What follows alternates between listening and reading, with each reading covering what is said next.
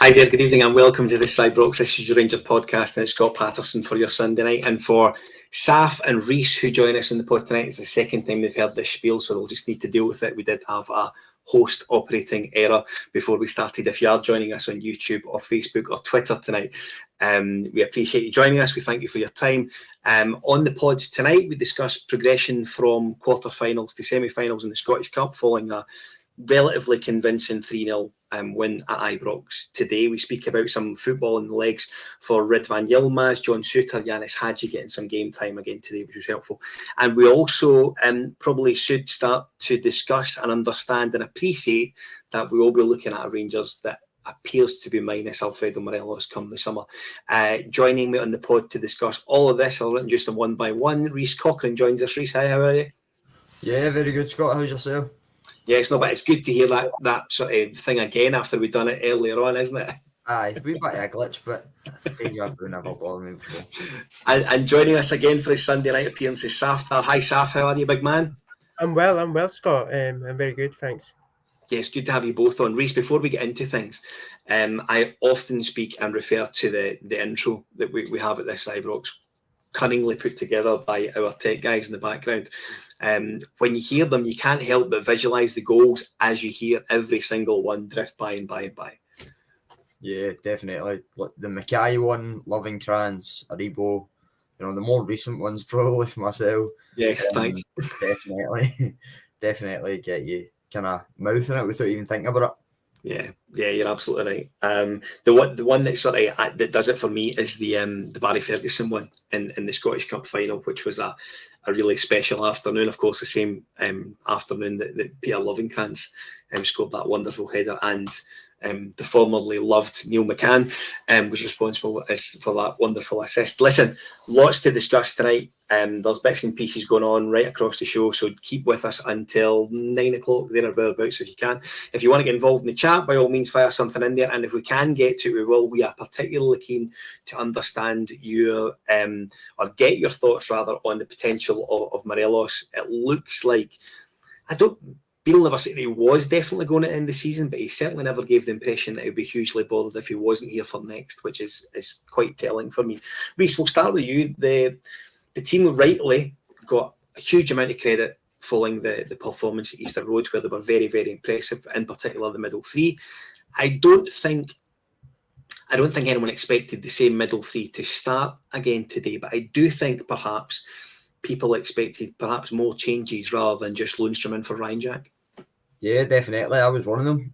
I did think, maybe see the likes of Arfield, Kamara, possibly even one of Ridvan or Souttar from the start. But the best way to breed familiarity, especially when you've got a midfield three, two of which have just joined the club, is to continue to play them in every game. And I think it speaks more of a winning mentality of, do you know what, every game matters here, and we're going to go into every game looking to win it. How long it lasts depends on how early we kill the game off, which I think we've seen today. Yeah, I mean, I think that there's no doubt that Michael Beale is clearly a huge Ryan Jack fan. One of the first things he said when he came up was how he would have him as the sort of first name on the team sheet, Saf. So I almost think there is a willingness from Beale to sort of look after and nurture this chap at least until the end of the season and see how he gets on, potentially with another year's contract and then a full pre-season for him to get into it next year. Yeah, I mean, absolutely. I mean, like Reiss, I was surprised as well at the strength of the lineup. And like Joe, he doesn't seem to be rotating as much, certainly in the cup games. I mean, McGregor started, was one to note as well, interestingly. Clearly, Michael's got his favourites, or people that he wants to build the team around for next year. I'm sure he's got one eye on next season already. And whether it's Ryan Jack, whether it's others, he wants to kind of, clearly he's got an injury record and has been disappointing for the last couple of seasons. So maybe he wants to just kind of watch that carefully, maybe semi-final to come, final and so on, and the run-in somewhat, and just to manage his time and let him have a nice, clean pre-season ready for next year. And as you say, maybe give him a contract, whether it's 1 year or 2 years, I don't know. Maybe possibly do that. So recapping starting 11 for this afternoon, then it was McGregor and goals, a back four, really impressive back four that have really buried themselves in, which I think we haven't seen a lot of this season. It's really important. Tav, Goldson, Ben Davies and Borna Barisic, who we'll come to shortly. Lundstrom and Raskin, with Cantwell just doing as he likes ahead of, which we really, really like, and I think we'll come to later on. Kent, Cholak, who I think had quite a disappointing afternoon, to be perfectly honest with you, and Sakala, who was probably poorer. So a lot of the guys largely did keep their positions from Easter Road, with the exception of Lundstrom and for Jack, as I say. Reiss, I wonder how concerned you were earlier on when Goncalves for Wraith felt he could beat McGregor for his own half. It was certainly ambitious, I'll give him that. It's not quite my roof, but he did give it a go. Goncalves is one of the players that he's been kicking about for so long. I remember him at Hearts, St Mirren. Yeah. He played against us in multiple divisions, but that long range effort, quite probably for good reason, doesn't come off very often. And his shot as much as it worried me how far up McGregor was, it was never really being a threat. And Aldo RFC gets in touch via the YouTube chat to say that the pink top was horrid, which I'm used to Wraith coming out in their sort of dark blue, white shorts, Gordon DL, Peter Heatherstone type kit. When they came out with that one today, I thought, goodness me. So yeah, very interesting. What's that? Looked like a highlighter. Entirely fair. So listen, there wasn't a lot to discuss from the first half, Saf, other than we know that they had a long range, very, very long range effort. Early doors. Goldson had a save in the first. Goldson forced James McDonald to make a save. He done the same with James Tavernier. Rangers eventually break the deadlock on the 41st minute, so it took us 40 minutes to get into our stride, despite playing reasonably well. However, within the opening 20 minutes, I have to say, Borna Barisic was particularly dangerous down that left-hand side.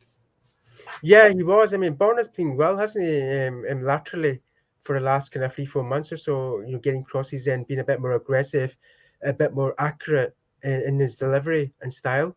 So that's been pleasing, and I think he did a lot of that today as well. It was just a pity nobody was really getting to the end of it or properly kind of executing in some of his kind of crosses or whatever. He clearly did that for the goal, but notwithstanding that, he kind of was a highlight. Apart from being a fairly average, they kind of stuck in, kind of really pushed back and had that kind of low block and held firm there. It wasn't really great creatively, and Borna tried his best to try and make things happen, which was pleasing, and he's had a decent run of form in that respect. Yeah, recently he did have. I mean, I think he had about within the first 25 minutes. I think Borna had about maybe half a dozen really good quality crosses from open play, not set pieces, open play, and they were all going into an area where you are looking for your striker to get a head on it or a toe on it in some cases, just something to happen in that 6-yard area, because that's where the balls were heading to. Yeah, definitely. I think it kind of speaks loudly to the quality of crosses that were going in, especially the second goal of the day. And Barisic, every time, I said at the time it was coming, that Goldson header just before half time, he just kept putting balls right where he wanted them to go. They were pinpoint accurate, and it seems like there's a real kind of confidence uptake for Borna. Obviously, there's always the old firm kind of rumour or myth that evades them, I suppose. But he just seems to be kind of totally different. He's been given more license to roam forward and be more direct rather than what we've seen before, which was quite limited in his ability and more backwards than forwards. Yeah, and I do think Rangers on Tour jumps in. That Wraith would park the bus and force us just to hit in crosses. I think they did do for the first 40 minutes or so until we sort of broke the deadlock. Biggest issue, interestingly, for calling the Rangers on Tour was how Lundstrom slowed down our tempo, which I think is quite fair. I almost felt that having Lundstrom and Raskin both arguably doing similar kind of jobs, I just wonder if Raskin was more up to a standard of fitness Michael Beale would perhaps be more comfortable, Reiss, with just having him sitting there in the zone and then letting the five ahead just do their thing? See, I think so, maybe against a team like Wraith, but it was interesting when Beale came in that he said we'll always see a two of Jack and Kamara, I think it was, he said. Given that Raskin was Kamara's replacement, then I think he does always want that, almost a double pivot in games like that are just going to protect the back four. And to be honest, I think he wants two that will cover the fullbacks while they go forward and add to that attacking line rather than the two midfielders. It's a bit Klopp-esque in that if Tav goes forward, that Jack can drop to right back and cover him, and vice versa with Bourne on the other side. So doesn't it really surprise me that the two of them were there? But maybe in games like Wraith, you would expect it, yeah. Yeah, I mean, do you know what way? I do feel if and this is, I think I said this on the Hibs post-match with Reiss and Kyle, I can't help but wonder if Raskin had been signed even a week or so earlier.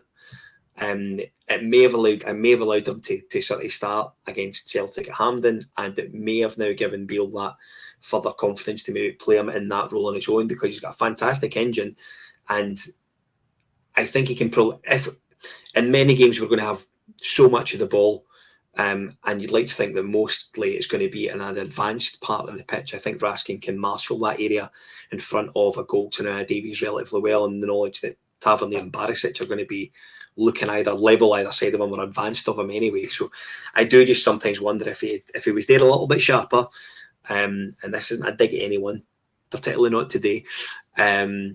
It would have been interesting to just see how we really got on there. So listen, Rangers going 1-0 at half time. That Goldson header is a real cracker. It's reminiscent of a header that Richard Gough scored against Celtic at Ibrox. I remember quite well. It reminded me of that as soon as he made contact with a thumping header. And it was good to go in, a goal up. I think at that point, you're just thinking, right, in at half time, Michael will probably have a word with him. Ordinarily, I think, Saf, bearing in mind everything we know, but it being a cup game and games that are coming up, doubleheader against Celtic, albeit not straight behind each other, you're almost looking for changes, but at 1-0, he's not going to make the changes that you're looking for, is he? Yeah, I mean, again, surprising but not surprising. Obviously, Michael's kind of kept the shape. He keeps it to about 60 minutes, doesn't he, until he changes things, maybe even a bit longer. It was a good goal, as you said, Scott, from a corner. We've not been scoring that many from corners, so it's pleasing to see that as well in terms of some of our stats. And again, Goldson's not been scoring that many, so again, good to see him on the score sheet, clean header, and so on. And he kept with that shape, kept with that team, no doubt. He just wanted to, I guess, if he scored maybe 2 in the first half, he might have changed a bit more. I don't know. But certainly, it was good to see the subs subsequently. I'm sure you'll cover that. But yeah, it was interesting that the same team came out in the kind of second half. Reiss, one thing that I think jumped out immediately when they came out of the second half is that they were moving the ball so much more quicker. There was that delay in the first half that we've not long referred to it. With Lundstrom arguably sort of slowing the ball down, whether you think he was or not. But there was definitely a lot more urgency that first maybe 10, 15 minutes of the second half than what we'd seen in the first 45. Yeah, definitely. I think it's maybe been the case of the players just having to be reminded, look, you play against a low block most weeks. Yeah. You're playing against camp back fours most weeks. You know what to do, and possibly even something as simple as Beale getting a board up in front of him and going, this is what we do against low blocks, this is what our system does, and reminding them visually maybe that we should be moving the ball quicker. It's not that static response that we've seen under Gio quite often that was just, what do we do here? And that lack of maybe creativity or spark. Yeah, I think you're absolutely right. As I say, I just felt when they came out the second half, everything was a bit more fluid, there was a bit more urgency and everything. And I genuinely don't know if it was whether there was maybe some words at half time or if Michael Beale was genuinely happy with the approach, how it was going. But there was definitely more of an urgency second half. Come out in the second half, Tav hits the post. And on 57 minutes, Saf, we take a and we got a second of the afternoon, unfortunate on goal for the boy Ryan Nolan. Really early cross from James Tavernier, which I think was more through sort of hope as much as anything else. Guy goes for it and just cuts right across it, and do you know what I mean? It's right in the opposite side from the goalkeeper. 2-0 Rangers. And at that point, it's really tie over, and Rangers are looking at the semi-final, aren't they? Yeah, absolutely. It was a cracking own goal, wasn't it? I don't know what Tav was thinking, because there was nothing happening in the box. I think he was just saying, well, might as well, do something. And I felt sorry for the guy, because obviously Rafe, they played well up till then, not really doing much in the box or forward, but certainly they had their time. We had the goal 2-0. Yeah, the tie is over, as you say, Scott. So you can be a bit more creative, a bit more adventurous in your subs and so on, as well. And absolutely. So 2-0 up, Reiss. That gives us the opportunity to freshen things up. And as I say, I think ordinarily Michael Beale would probably have preferred to do that at half time. I think, despite Raith playing this sort of low block that we know about, we see the introduction of Ridvan and John Souttar. I think, I can't remember if Hagi came on at the same time then. No, he didn't. He came on later on, didn't he? It was Arfield that came on at that point. So we saw Ridvan and Souttar come on and play really well. We'll get to them in a second, because the third goal of the afternoon came with really clever work between Yanis Hagi and Todd Cantwell, who I thought was excellent today. I'm sure we'll come on to. He squares across to Scott Arfield with a really tidy finish. And Scott Arfield, I think Beale refers to actually post-match when he says he's the one midfielder that we've got who has that ability to just drift beyond whoever is playing at 9 and really sort of give the opposition something else to think about. Yeah, it is. Just firstly in the second goal, what a finish. Yeah, absolutely. If the striker puts that finish away, you're on about it for weeks. I'm sure Cholak's actually had a few similar. But what disappointed me for the second goal was the gap between Cholak and their centre half. See if he's there, he's in prime opportunity to get one of the kind of just get something on it and nick it in the far corner. Absolutely. But he didn't really seem to be anywhere near. But Arfield going beyond, he is just that guy that makes runs in behind. I would argue maybe Tillman does it as well. Yeah. He probably dallies too much on the ball. He's not like Arfield that would run in behind, first time finish, slot it under the keeper. But he would maybe get in and start dribbling it and laying it off to somebody. But it was good to see him getting on. Do you know what I love about Arfield? He's an on-pitch manager's dream. Yeah. He's an on-the-field coach. He'll stand and he'll talk more to people than what he will actually possess the ball. He's constantly instructing people. He knows where everybody should be, what he should be doing, and setting standards, I suppose, which is probably the highest compliment you can pay to him. Whether or not he's offered a new deal, I think it maybe depends on who is and who isn't. Yeah. Do you know, it's one of these ones with Scott Arfield. I think he is almost one, because he still offers something. I don't think you almost think that he would be ready to go into a player coaching role. You do think that with Stephen Davis, because he hasn't offered as much as what Arfield does, or has rather, in the last year, and probably hasn't offered the same amount since Beale came back up the road, much of it due to injury, of course, which we fully understand. But I do think do you know what I mean? I do wonder if the conversation's been discussed with Scott Arfield. You know, if you are looking to wrap it anytime soon, which I'm sure he's not, certainly at the end of this season, because he can still play. If coaching's the sort of next thing he's considering, it would be, I think it would be good to have him in and around the club. And at a time where our football department is getting a bit of a doing, left, right and centre, and throughout, from sort of men's, women's and throughout the academy, I don't think it would do any harm to have guys that have been there in recent times and done it. And I do think that Scott Arfield sort of falls into that category. So 3-0, Rangers win, full time, straight into the semis, which we're delighted about. Reiss, I want to speak to you about the importance of getting some football into the legs of Ridvan Yilmaz, John Souttar and Yanis Hagi. Not necessarily in that order, but the one thing I did like about these guys coming on, it's difficult when these guys come off the bench to get much time on the ball, regardless of who you're playing, because they need to bed themselves in. And familiarise himself with the environment and the game, the crowd, what the crowd like that day. I felt all three, but particularly Ridvan and Souttar, done it really well when they came on. Yeah, I think all three slotted in pretty well, just as well as can be expected for the length of time that they've been out. Yeah. Hagi obviously coming on later. He's had more game time. It's less a necessity for him, really. He's further along. Yeah. But the likes of Souttar and Ridvan, it's just a different option. I mean, we've seen how, and we've spoken about how good Barisic was earlier on, but just to even have him on and see, right, this is actually what we paid for, because I think it's far too early to judge him either way because the sample size is so small. Same could probably be argued for Souttar. I think there was a lot of hope for him when he first came in, and then Ben Davies coming in. You've now got that good option, whereas we used to argue over who would you pick, Hollander or Balogun next to Goldson, and now it could potentially, in an ideal world in future, be would you have Souttar or Davies in there, depending on opposition. It might change.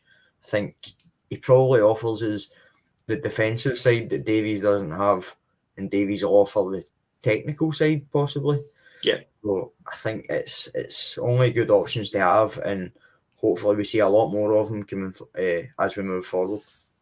I think as far as Souttar's concerned, easy to forget that he's played that defensive midfield role as well. And Michael Beale indeed referred to drop into a back three potentially, maybe not before the end of the season, but I think it's something he's going to consider moving forward. And I think if he's doing that, he's considering Souttar as potentially the ball playing defender, so the guy that can bring the ball out and sort of give you more legs in the centre of the park. And I appreciate the irony of that, considering we're talking about a guy who's been injured for a big part of his Rangers career so far.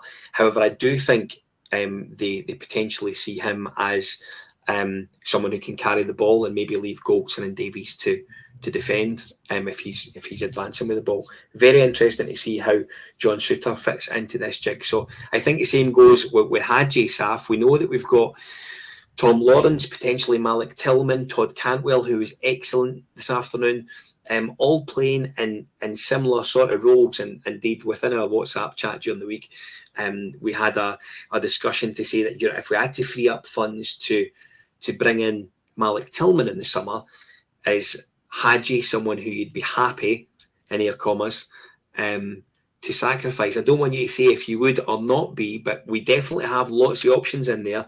There's going to be a couple of guys that aren't going to be happy at not playing. Yeah, I mean, it's pleasing to see, as I was saying earlier, some of these guys coming back in now. Okay, we're in mid-March, so it's one eye on next season, fingers crossed.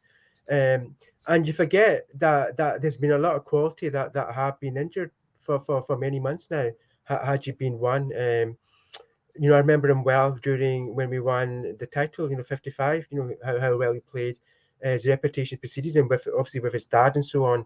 And if he can come back to half of that form, where that was in Europe, that European run as well, that season, as well as the league run, I think we've got a player, and I'd be inclined to. He's come out. He's been injured for a long time. He's just literally come in for a few minutes today. Let's see how it goes. I was certainly wanting to keep him, and he's a great player. He's got great turn of skill. Even today, he demonstrated that somewhat in the kind of final third and in the goal and so on. So I certainly will be wanting to keep him for sure. Reiss, I'm bringing you up on screen here, my friend. Sell Hagi to fund Tillman signing. We're looking for some feedback in the chat on that. What would you do? We already know, I think everyone largely appreciates that a deal for Tillman will be north of 5 million, potentially as much as 6 million. Would you sell Hagi to fund the deal for Tillman in the summer? See, I've always kind of been the one that would praise Hagi always, and I think it was pretty unanimous in this chat, if I remember correctly. Yeah. I'll die on this hill. I'd keep Yanis Hagi. However, it is really testing when you consider, should the finances weigh up a direct swap between him and Tillman. I don't think we'll get anywhere near enough money for Hagi at this moment or in summer to fund that move, but it would certainly be a strong consideration. You've got more than just the footballing aspect, to be honest. The commercial value of Hagi could also maybe be replicated with Tillman being American. I don't know, like, it could happen, but I don't think we'll be in any danger of having that decision to make. No, not that. I've said before, I'm not entirely convinced that Tillman sees his future in Glasgow in the first instance, much as it would be nice to have a player that has quality and certainly ability and potential. My goodness, it would be great to sort of bring him in the summer. However, big games will be what matters for all these players and how well they do in a Rangers jersey. And I think there's an argument at the moment we've not seen enough from Tillman in those big games. However, time will tell. Listen, Saf, before we came on air tonight, I did say I wasn't sure if we were going to say loads about what has went on at Ibrox today with the Union Bears, just because I don't think I've educated myself up smartly enough on it yet. It does seem like there's a bit of a statement sort of tennis between one group and the next. It looks like they have refused to go into the game today on the back of a couple of banners being removed from Ibrox pre-match. One, I think, if you look smartly into social media, you see is about a sporting director, and a second, which is not very nice, about Scotland's finest emergency service. Saf, on a week where we've read this week and seen this week loads on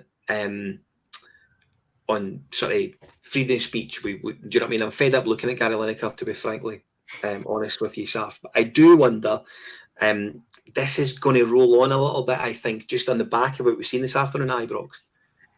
Yeah, I mean, for me, again, Scott, I don't know the ins and outs of it, so it's hard to kind of comment specifically beyond what banner was not allowed in or whatever. A couple of things I would say. As we all know, as fans, sometimes Ibrox doesn't have the greatest atmosphere, certainly in some of these kind of matches, pedestrian matches or whatever. And certainly the Union Bears, if you want to call it the ultra culture, where that's flares, drums, singing all the time, even typho displays and whatever, coordinating all of that. It's something actually to be proud of and something to encourage in a controlled way somewhat. Because I've been to football and elsewhere, bigger stadiums, more fans, and they don't have that. They have, well, they say they have that, but they don't really in some respects. So I think it's a shame that it's going to come to this. And secondly, I would say in terms of what we've seen, whether you like it or not, whether the banner is offensive to the police or to others or to management, they should be big enough to have that banner still there. Ultimately, they pay their wages, they're fans, and they contribute to the club. They did that through the lean years. We did that through the COVID season when nobody was allowed to go to matches and so on. And from a financial point of view, you've seen the recent Rangers revenue numbers, and that's not come out of but fans. So it's a shame that fans, for whatever reason, seem that they need to make a stand and not attend a football match, which is crazy in this day and age that it's going to come to that. And I hope in the coming days that'll be resolved, because, as I said, Rangers, as well as other teams in Scotland, have a good kind of ultra kind of noise culture, and it'd be a shame to kind of dilute that or have that consent because somebody said, look, we're not going to have that banner. People should be allowed to say what they want within reason, as long as it's not illegal or criminal in that respect. And it's a shame that might be the case again, but I don't know for certain. Reiss, I think this is going to. Saf makes loads of good points there. I think everyone will largely agree who's looking in or listening in. Reiss, you're the young team. You're the young team in the group. Let's be perfectly honest with you.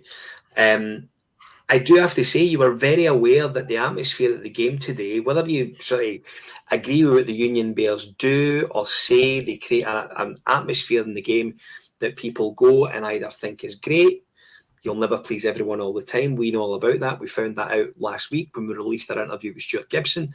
So we're very aware that the Rangers support can be a wee bit fractious at times, and I think that goes across the board. However, being in the ground, looking for an atmosphere, looking for a noise perspective, Reiss, it wasn't there today. You were very aware that it wasn't there. Yeah, definitely. I actually met a guy from, I believe, London, who it was his first time up at a Rangers game, and I just thought, oh God, what a shame. So, what a game to go if your first game. I was thinking that you need to stick with it, because if you go off the day, surely you're not coming back. I believe it is a bit controversial. The Union Bears have a storage facility in Ibrox. I don't think that's unknown. They've got a storage facility in Ibrox. The only people I see having access to that would be Rangers and the Union Bears. Statement for them has said that Rangers and Police Scotland, for whatever reason, accessed this banner or whatever was in, I would assume to be the storage unit, and weren't having it, wasn't allowed in entry with it or whatever. Don't know if it was taken out by the Union Bears to be taken in, and Rangers went, hold on, we've seen what's in there, it's not coming in, or whether the club just disposed it themselves. We don't know. For whatever reason, it's not getting, and they've gone, well, if you're not letting us in with this banner, we're not coming in. Yeah.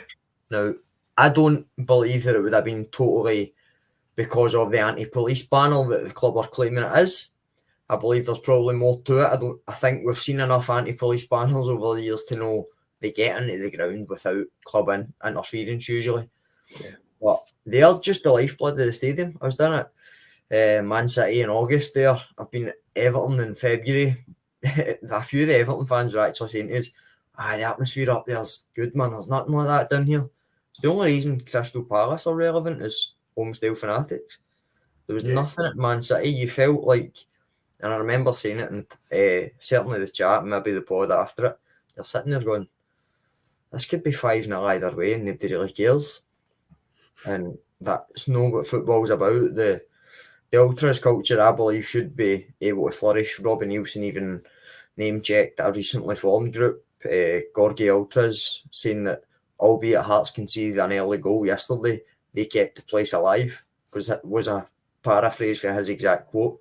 Yeah. And I think it's something to be preserved. The relationships need to be preserved, and hopefully it does get sorted out soon, because who knows what's actually said. It's all a bit he said, she said at the minute.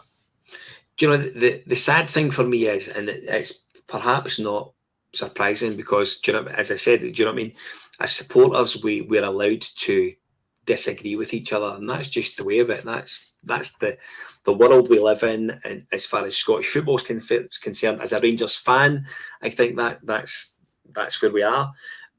However, we've progressed to a semi-final of a Scottish Cup today in a season that hasn't really been that great. And the headline that we are talking about tonight in the podcast, the headlines, has been a bit of a Barney that seems to be about to really erupt between a supporters group and the board, and that's the unfortunate thing for me. That's the big takeaway, and I appreciate there'll be the truth will be somewhere in the middle somewhere, as it often is. Right. However, whether you get to that truth eventually or not, I don't know. So people have been asking us in the chat about where we are with the Union Bears chat. That's our take on it, I think, tonight, as we know and as we've seen and read and watched so far. So until we find out certainly more information on that, I don't think it would be too smart to comment on it much further. Reiss, I'll stick with you. Michael Beale has given a few very interesting quotes after the game to Viaplay. He stood beside McCoist, Marvin Bartley, Stephen Craig, and I think Connie McLaughlin was the host this afternoon, referring to quality looking to be a little bit better at times.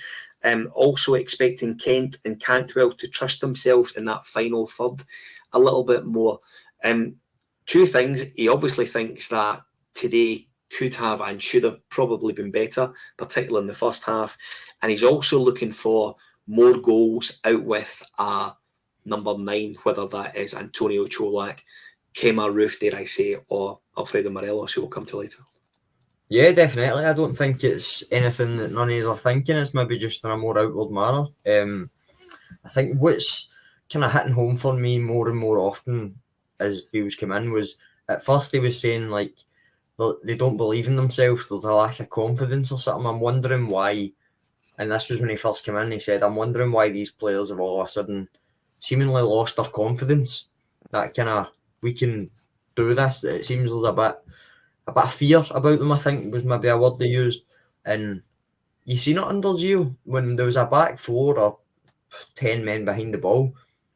That horseshoe shape that was so often said comes from a lack of creativity, a lack of confidence to take somebody on or go beyond somebody or know where people are. And I think that's what he's looking for Kent and Cantwell, who, to be fair to him, under his reign so far have been quite, I don't know, they just kind of float about like gazelles. Yeah. They create something out of nothing, which wouldn't have happened before. And I think Beale's philosophy, to use a buzzword, kind of forms on the basis of win your 1v1s and stick to the structure. As Rangers on tour says, they've got that shape, but within it, they've got a bit of freedom to roam. Yeah, I think you're absolutely right, Saf. I want to just do a very, very quick little bit on Todd Cantwell today, who you have to say has fitted in to his Rangers career very, very well indeed. Now, I appreciate that maybe people looking in will be thinking, oh, he was playing Wraith Rovers. However, today I thought it was really good. Second game in the bounce, works his bahookie off, very clever with the ball. I think we've got a player who is absolutely a wonderful prototype for Michael Beale and his signings, and maybe signings that we're looking to make in the summer moving forward. Very impressed with him. Absolutely. Again, he played well midweek as well. Yeah. I'm looking forward to him doing more of that, Scott, and really forming a good bond within the midfield, the attacking side as well. And overall, really demonstrating his quality. He came with some good quality down south, albeit he had a bit of a stop-start season somewhat as well with Norwich, and maybe demonstrating that in the Scottish League, and hopefully also in Europe. He seems to be that type of player that can thrive within like in the European setting as well. And it's something that we've been crying out for months, as we know. The lack of creativity, the lack of forward passing, the lack of movement, the lack of aggression when we're in the final third and having to pass the ball back again and again, and almost like playing in slow motion until maybe something happens, but then nothing happens. Yeah. And hopefully him, Raskin, Kent, Reiss mentioned Kent as well, had a kind of new lease of life under Beale. They will thrive more. Kent obviously slightly different. He's out of contract, so let's see what will happen with him now until the summer. But again, the kind of seeds have been sown. The foundations have been laid for next season, and I think Cantwell will play a big part in that. Assuming he's fit, touch wood. Let's not jinx that. With what's happened to the rest of them this year. I'm quietly positive. As you say, Scott, he started really well in a short space of time. He's really kind of bedded into the team, the formation, and the Scottish way of playing. As you know, very, very different somewhat from what happens down south, and most of the time as well. Reece, a couple of other things Michael Beale said post-match before we get into Alfredo Morelos, which I think may take a little bit of time. He referred to the wanting to see energy in his team moving forward. I think Raskin and Cantwell, as Saf just suggested, fits absolutely into that bracket. He also, interestingly enough for me, referred to big decisions being made in the summer, which I think is a really interesting comment. Big decisions would suggest that maybe big players could be looking at a potential change in the future. He also said no grey areas or you're out, while referring to either being with us or not with us. I get the impression, I think I've said before, that I feel this summer could be Dick Advocaat-esque for Rangers. I think it has to be Dick Advocaat-esque, personally. It'll be really interesting to see two things: who Michael Beale goes to and looks to bring in and maybe introduce to the Rangers way of thinking. And secondly, and this is most important, how much finance the man's going to have to spend in the summer. Yeah, definitely. I think the finance bit will indicate just how much, or not indicate, rather, it will determine how many players we see go in and out this summer and which players, I think, because it will need to be, well, if we can't draw money for here, how can we get it from player trading, and whether it's selling somebody over value in order to bring somebody in under value, ideal situation, obviously. But I think I believe he said during the week that he expects to overturn a quarter of the squad, which for me, it has to happen. There is big decisions to happen. Yeah. There's potentially 2 retirements, if not more. Yeah. There's a loan ending, which could be made permanent. We've already seen one loan terminated. There's players at a contract who may be going elsewhere. There's various reports on that. But I think it's going to be where are we recruiting? Yeah. What positions? I'd imagine there'll be a lot of prioritising being done for now at the end of the season in order of having that list ready of, right, here's where we attack first in the summer. This is the position we try and fill straight away. But a lot of it will be dependent on current players and where they're going, what they're up to in the summer. But I like the no grey areas thing. It's either like you're here or you're not. Like, if you're half bothered about coming or you're not quite gonna greet if you leave, then right, cool, go. We'll get somebody else in. Yeah. And I like it as much as it's maybe an idyllic concept. I don't know that it will definitely happen, but hopefully so. Do you know what? I think you make a really good point. A move to Rangers shouldn't be for thinking about in exactly the same way. If you sort of pass a contract into some of these guys that are looking at their options, rightfully so, as they choose to do. If you're passing them a contract, it's, do you know what I mean? Sign it or on your way. And I think that is almost what Michael Beale is referring to. He's looking for guys that are obviously going to hang around and do a job for him in the first instance. Interesting to note there are some guys that are within the current setup that there's a suggestion we should look to keep on. Jack and Arfield, a 1-year deal, Bilko Blue suggests, which I don't think is too bad an idea. If you get the Ryan Jack version that we've seen on Wednesday night, I'll absolutely take that. I don't think there's any doubt for that. Reiss, I want to stick with you. Do you think Alfredo Morelos is going to Spain? I don't know. I hate thinking about Seville. I think it wouldn't shock me, in all honesty. I was saying to someone last night as the rumours kind of emerged or came to the surface, if he does, for me that's taking the safe option for him. Now, don't get me wrong, the guys know had a safe career or life. No. Who grows up in Colombia and moves to Finland? That's 2 very extremes. Then he's getting a different kind of freezing here, so he's maybe want to go back to the heat. That might be it. He speaks Spanish, could be a massive thing. If he went to Seville, in all honesty, I'm not too fussed. He's too hit or miss. He's very unreliable in a sense. You know what you're getting from him. You know what kind of things you're getting from him. The quality of things you're getting from him. It's a very different subject. I think he's maybe taking the easy route if he does that to maybe tempt him into staying. But I do really think that it's going to be, I don't know. I don't know. It might be true, it might not be. But I hope that we've seen the best of him if he does leave. And anywhere he goes after is massively downhill. Saf, Over a Hill refers to the end of the Morelos soap opera, which I think suggests that he's perhaps going to be glad to see him go. I almost understand what this perspective is. We haven't seen the Morelos that bullied Pepe at Porto, Pepe of Porto at Ibrox. We haven't seen the Morelos that scored the 2 wonderful headers in Feyenoord. We've not seen much of the Morelos version that we've seen in Dortmund just last season past. Yeah. We've not seen enough of that in the last 18 months. However, there's clearly an argument that he's still our best striker when he's on his game. Michael Beale said post-match that no one spoke to him and nothing has been offered. So it would suggest that Michael Beale and perhaps the footballing department at Rangers have indeed had enough of the same soap opera. Yeah, I mean, it's a bit of an odd statement to make. Whether he was just being cautious with his words, obviously I don't know.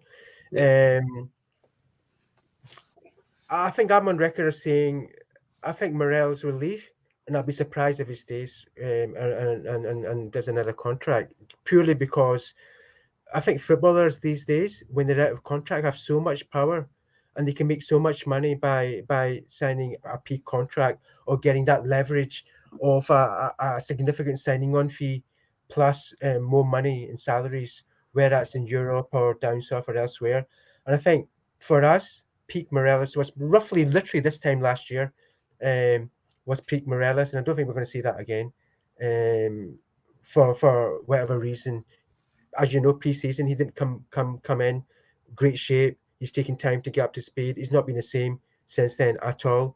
And I think we need to close that chapter, I guess, and move on and get better strikers, get a different style of play perhaps as well round up. But he was pivotal to what we did, whether that's the European run last year or when we won the league. Prior to that as well, he was exceptional in the way he played, how he played, and not only that, as a character, really getting amongst the opposition and so on as well.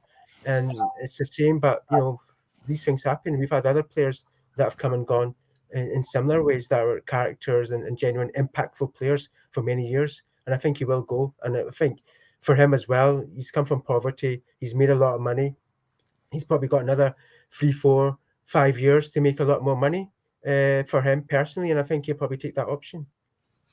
Do you know what was interesting today? There was a couple of moments when Antonio Cholak found himself chasing the ball out with 18-yarder.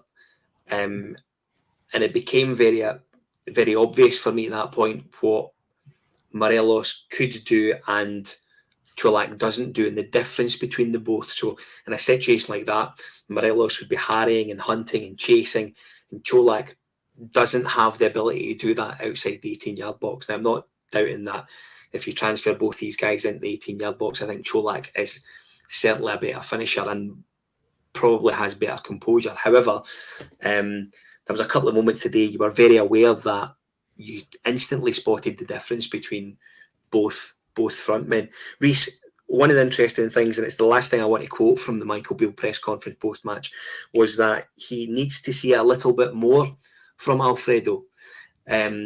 I think we all feel like that, to be perfectly honest with you, the last year or so. It does perhaps suggest that maybe internally in and around sort of Auchenhowie, that he's just not seeing what he should be seeing from a guy that is looking for a new contract and deemed to be the best striker at the club.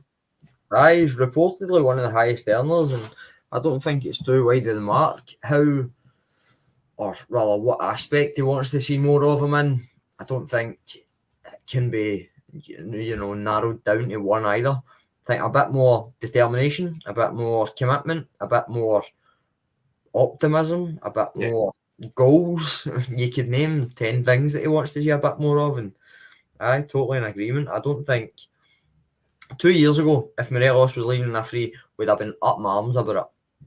Don't think so anymore. I really don't. I think a bit more commitment would be great from him. If he's looking for a signing on fee and Gucci hats and a pass to Sanctuary, then I'm not too sure he's going to get it. I honestly, I don't really. You've not got that trust on him anymore. You don't have that trust that he's a player who will get a move. Maybe Michael Beale's honestly sitting looking at him going, do you think you're good enough to get a move? Because it's a genuine question at this point. It's, do you think you're going anywhere better than here? Do you think so? Because we're not so certain. And if the Sevilla rumours are true, fair play to him. I won't be in tears either way. James McGee, a good friend of mine, has jumped on to say, when's the last time we've seen Morelos take us back to goal? Turn a defender to drive into the box. It used to be a hallmark and now it's a rarity, which I think is absolutely right. And Rangers on Tour also comments, Beale has potentially clicked that we've not won much with a side built around Alfredo, so maybe it is indeed time to change the setup and how we approach games. Lots of other comments coming in around Alfredo Morelos. I think that soap opera that we referred to earlier on may indeed go on for a wee while yet. Saf, it's always good to have you on a Sunday night, my friend. Thanks for joining us. Thanks, Scott. It was a pleasure as ever. Good man. And Reiss, always good to have you on as well. You're the sort of youngest member of the group, so you keep us all feeling fresh and all that sort of stuff. Cheers, good to be on, Scott. I appreciate that. And go and smash the week trips. Hopefully we get another result this week. go and smash the week. I mean, I'll give you, Saf, you or I couldn't get away with saying in a podcast, go and smash the week. We definitely couldn't. Yeah, I think we would get into trouble. We would get into trouble if we said that at work or online for sure. So listen, before we go, I should say, and I want to extend my personal thanks to our managing editor, Tommy McIntyre, who took a lot of time out of his own personal diary to get together with the football club's third largest investor, Stuart Gibson. That interview is now available across our YouTube channels. It's a two-parter. First part equally as impressive as the second part, and I guarantee you will come off either part with quite a lot to think about, to rumble with your friends around, and hopefully have some positive feedback for us here at This Is Ibrox. If you do have the opportunity to jump on and do that, I recommend you do. Gavin Quinn here is absolutely right. Why would any supporter be against Stuart coming on the pod? It was a great interview. It is a great interview. So if you do have time... I was going to add there as well, Scott, sorry, briefly. Yeah, yes, I would encourage everybody to listen in, because I listened to the second part today. And not only is it an interesting interview about him as the Rangers supporter, shareholder, it's just a good interview about him as a businessman, where he's come from, as well as a personal story. It's very, very interesting. And I think it's worth listening to from that level, as well as his connection to Rangers and his vision potentially regarding Asia and so on as well. It's fascinating on many, many levels. Well done again, as you say. Scott, just echoing that, Tommy, and you guys getting that lined up. It was amazing. Good work. Do you know, one of the things I think it's easy to misplace is that Stuart Gibson is a huge Rangers supporter, very, very big Rangers fan. He's also a very, very astute and clever businessman, and there aren't many of them around just now, particularly many who have been prepared to put millions into the football club. So there's a two-pronged sort of interest there from Stuart Gibson. Listen, if you do have time to jump on and even listen to each part separately, I urge you to do so. You will not be disappointed. If you do listen to the podcast and watch us and enjoy what we do, and you haven't already subscribed, please do hit your notifications on here on the YouTube channel, and you will get a notification each time we go live on social media. We are on YouTube, as you know. We're on Twitter at This Is Ibrox, Instagram at This Is Ibrox, and we're also on Facebook, This Is Ibrox. If you are interested in joining us and following us there, please do. Usual content comes out next week with the Bulletin guys, Monday with Craig and Wednesday with Kyle. Join them if you can. I'm sure it will be another exciting week in the world of Rangers Football Club. I am back next Sunday, Mother's Night. Every day is Mother's Day in Casa de Patterson, so we look forward to getting together with you next Sunday night. Have a great week. Good night.